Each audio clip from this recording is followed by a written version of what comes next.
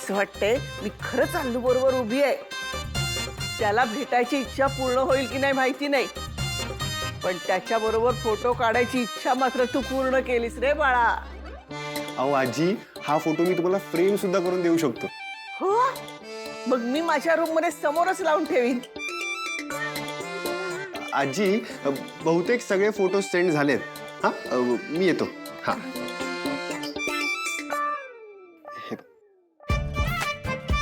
तू कुठे निघालास? मी निघतो आता. अरे चहा तरी घेऊन जा. अहो नको, नंतर कधीतरी घेतो ना चहा. अरे. आजी, आयुष्यमान भव. आणि असेच चांगले चांगले फोटो काढ बरं का. आता कसं आहे, तारिणीचं आणि निशीचं लग्न झालं, आता आमच्या नमाचं लग्न बाकी आहे. तेव्हा तिच्या लग्नात तूच फोटो काढायचेस. सुमी काय? आणखी एक सांगते तुला, हे घरट आहे ना, हे जरा कमी कर रे, नाहीतर त्याच्यामध्ये उवा ढेकूण झुरळ सगळं राहिलं येतील रे. हा हा, मी येतो आजी. हा, हा, ये. मी येतो. हा, बाय. बाय आजी. सुमी ये, आपण फोटो बघूयात आईच्या लग्नातले. बस बस बस. बॉस डेनमध्ये नाहीये म्हटल्यावर नक्कीच इकडे असेल, पण नसेल तर सुमी आजी उगाच खूप प्रश्न विचारतील. काय करू यार?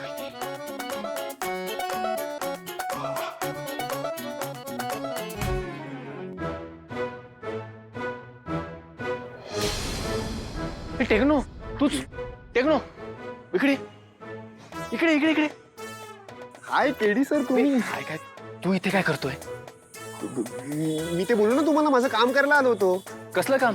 आणि मला डेन मध्ये आहे असं खोटं का सांगितलंस? बेलसरींकडे काय काम आहे तुझं? तुमच्याच लग्नाचे फोटोज द्यायला आलो होतो केडी सर. फोटो सबमिट नाही केले तर त्यांना माझ्यावरती डाऊट येईल ना. ठीक आहे, बरं मला सांग, बॉस आहे आतमध्ये? नाही, बॉस तर नाही आतमध्ये. नाही आहे? नाही. तुम्हाला माहिती नाही का बॉस कुठे आहे? नाही ना. परत काय प्रॉब्लेम केलायत का? अरे माती खाल्ली मी, चिडलो रे तिच्यावर, खूप बोललोय तिला. आता कालपासून चिडून बसलीये ती, बोलत नाहीये माझ्याशी. अहो केडी सर, तुम्हाला कधी काय करायचं कळतच नाही का? अहो अगदी क्रोनॉलॉजी मिस करून टाकलाय तुम्ही.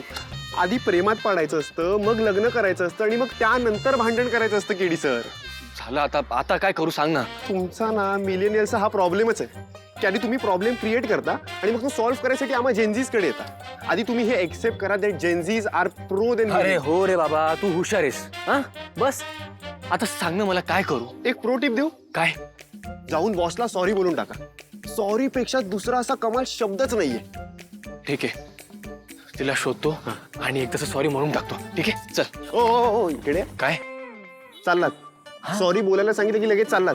हो. अहो लग्नानंतरचं पहिलं भांडण आहे, तर पहिलं सॉरी पण असं स्पेशल असायला हवं ना केडी सर. स्पेशल? हा, काय करू? आता हे पण मीच सांगू? सांग ना. एक काम करा, एक कमाल अशी एस्थेटिक गिफ्ट द्या. हा, आता ना ते बुके, ग्रीटिंग कार्ड हे सगळं ना ओल्ड फॅशन झालंय.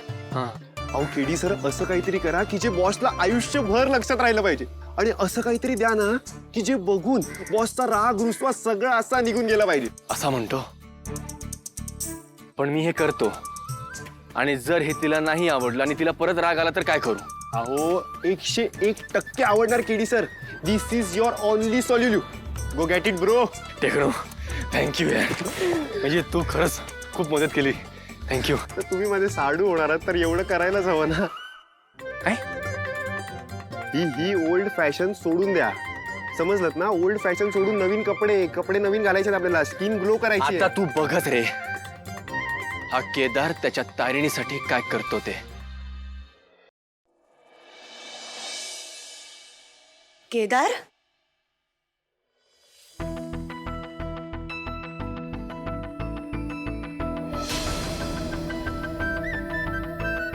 केदार, कुठे आहेस तू? बॉस तशीच थांब, मागे टर्न नको करूस. पण का? आणि हे सगळं काय आहे सॉरी वगैरे? Boss sorry. ते दिसतंय, पण का? कशासाठी? सॉरी. अरे पुन्हा तेच? एकतर तू माझ्या समोर ये बरं आधी.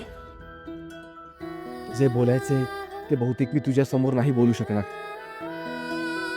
काय झालंय मला नीट सांगणारस का? माझ्याकडून खूप मोठी चूक झाली बॉस. कोणती चूक? मी काल तुझ्यावर केवढा रागवलो. I am really sorry boss. आणि समजा जर मी तुझ्यावर रागवलेच नसेन तर? रागवली नाहीयेस तर अबोला का धरलाय? अरे केदार, मला असं वाटलं की तुला शांत व्हायची गरज आहे, तुला तुझ्या स्पेसची गरज आहे, म्हणून मी तुझ्याशी बोलत नव्हते. आणि बघ, तू झालायस ना शांत आता. आणि जर नसशील झाला तर मी पण तुला सॉरी म्हणते. सॉरी. बॉस बॉस, तू सॉरी म्हणू नकोस. बॉस बॉस बॉस, तू सॉरी म्हणू नकोस प्लीज.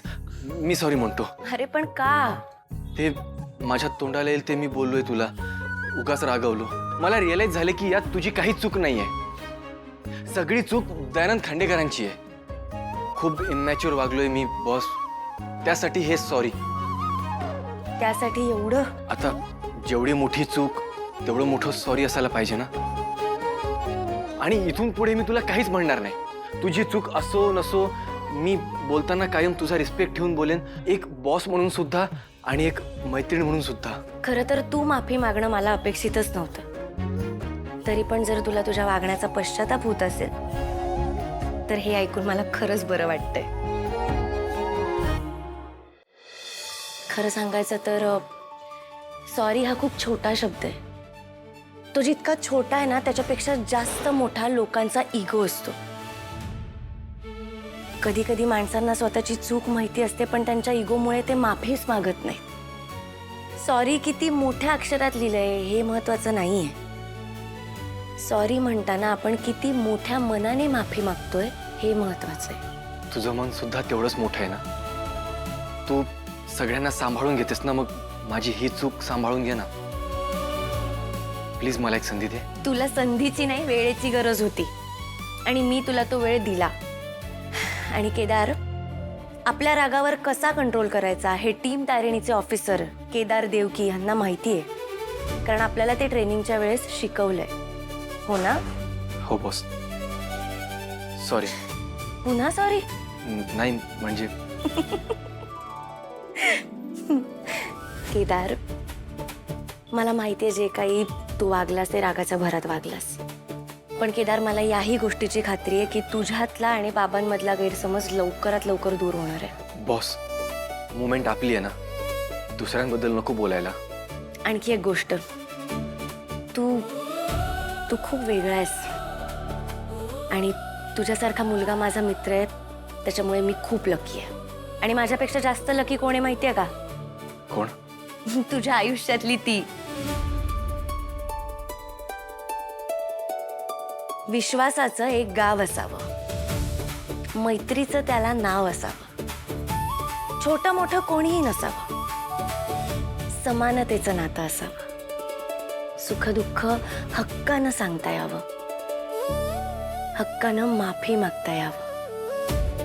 विश्वासाचं एक गाव असावं, मैत्रीचं त्याला नाव असावं. काय कविवर्य, जमते का मला पण थोडीफार कविता? बॉस, हे भारी आहे. हे छान बोललीस तू.